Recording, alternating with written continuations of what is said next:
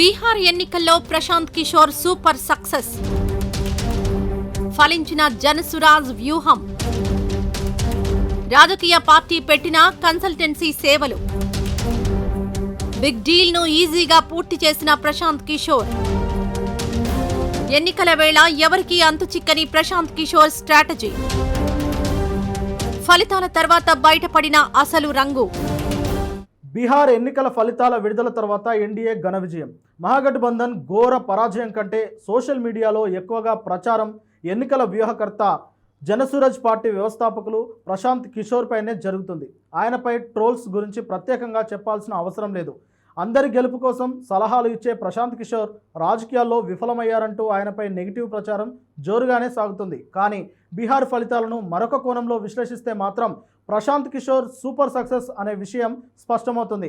బీహార్లోని మొత్తం 243 అసెంబ్లీ స్థానాలు ఉండగా జనసురాజ్ పార్టీ 238 నియోజకవర్గాల్లో పోటీ చేసింది. 68 నియోజకవర్గాల్లో నోటా కంటే తక్కువ ఓట్లు జనసురాజ్ పార్టీ అభ్యర్థులకు పడ్డాయి. కానీ చాలా నియోజకవర్గాల్లో జనసురాజ్ పార్టీ అభ్యర్థులు 10,000కు పైగా ఓట్లను సాధించారు. మొదటిసారి పూర్తి స్థాయిలో శాసనసభ ఎన్నికల్లో పోటీ చేసిన జనసురాజ్ పార్టీ 3.44% ఓట్లను తెచ్చుకుంది. కొన్ని నియోజకవర్గాల్లో ఎన్డీఏ అభ్యర్థులకు వచ్చిన మెజారిటీ కంటే జనసురాజ్ పార్టీ అభ్యర్థులకు వచ్చిన ఓట్లు ఎక్కువగా ఉన్నాయి. ప్రధానంగా యూత్ ఓటర్లలో ప్రశాంత్ కిషోర్ చీలిక తీసుకురావడంతో పాటు ప్రభుత్వ వ్యతిరేక ఓటును తన వైపు మళ్లించుకోవడంలో సక్సెస్ అయ్యారు. దీంతో చాలా నియోజకవర్గాల్లో 3 లేదా 4 స్థానాల్లో నిలిచారు. 1-2 నియోజకవర్గాల్లో 2వ స్థానంలో నిలిచారు. ప్రశాంత్ కిషోర్ స్థాపించిన జనసురాజ్ పార్టీ బీహార్లో సొంతంగా 1 సీటు గెలుచుకోలేకపోయినా పరోక్షంగా ఎన్డీఏ గెలుపునకు సహకరించారనేది బీహార్ ఫలితాలను విశ్లేషిస్తే అర్థమవుతుంది. బీహార్లో ఎన్డీఏ ప్రభుత్వంపై ముఖ్యమంత్రి నితీష్ కుమార్ పై కొంత వ్యతిరేకత ఉందనేది కాదనలేని అంశం. అదే సమయంలో వివిధ సర్వే సంస్థలు అభిప్రాయాలు సేకరించిన సమయంలో కూడా నితీష్ కంటే తేజస్వి యాదవ్ సీఎం అభ్యర్థిత్వంపై ప్రజలు మొగ్గు చూపిన పరిస్థితులు ఉన్నాయి. ఇన్ని ఉన్నా మహాగఠబంధన్ ఘోర పరాజయం చెందడం, ఎన్డీఏ కూటమి సునామీ సృష్టించడం వెనుక ప్రశాంత్ కిషోర్ ఫ్యాక్టర్ ఉందనేది కొట్టి పారేయలేని అంశం.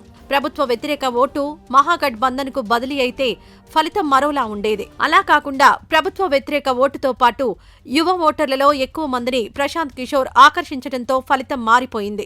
ఓవైపు నితీష్ కుమార్, మోదీ జోడీ విజయం అయినప్పటికీ ప్రశాంత్ కిషోర్ పార్టీ ఎన్డీఏ కూటమికి ఒక రకంగా మేలు చేసిందనే చర్చ జరుగుతోంది. ప్రశాంత్ కిషోర్ రాజకీయ పార్టీలకు సలహాలిచ్చేందుకు, సర్వేలు చేసేందుకు గతంలో ఓ కన్సల్టెన్సీని నడిపేవారు. 2014లో ఎన్డీఏ గెలుపులో ఆయన పాత్ర కీలకం. ఆ తర్వాత బీజేపీకి ప్రశాంత్ కిషోర్ దూరం అయ్యారు. ఓ రకంగా చెప్పాలంటే ఒక పొలిటికల్ కన్సల్టెన్సీని ప్రశాంత్ కిషోర్ నడిపేవారు. కానీ బీహార్ ప్రజల కోసం రాజకీయాల్లోకి వస్తానని చెప్పిన ప్రశాంత్ కిషోర్ 2022లో జనసురాజ్ అభియాన్ ను ప్రారంభించి 2024 అక్టోబర్ 2 గాంధీ జయంతి రోజు జనసురాజ్ పార్టీని స్థాపించారు. అప్పట్నుంచి సీరియస్ పొలిటీషియన్ గా చెప్పుకుంటూ వచ్చారు. తీరా ఎన్నికల షెడ్యూల్ వచ్చిన తర్వాత తాను ప్రత్యక్ష రాజకీయాల్లో పోటీ చేయనని ప్రకటించారు. తన పార్టీ తరపున అభ్యర్థులు ఉంటారని, యువతకు ప్రాధాన్యత ఇస్తానని ప్రకటించారు. కానీ అనూహ్యంగా బీహార్ ఫలితాల్లో ఎన్డీఏ డబుల్ సెంచరీ కొట్టింది.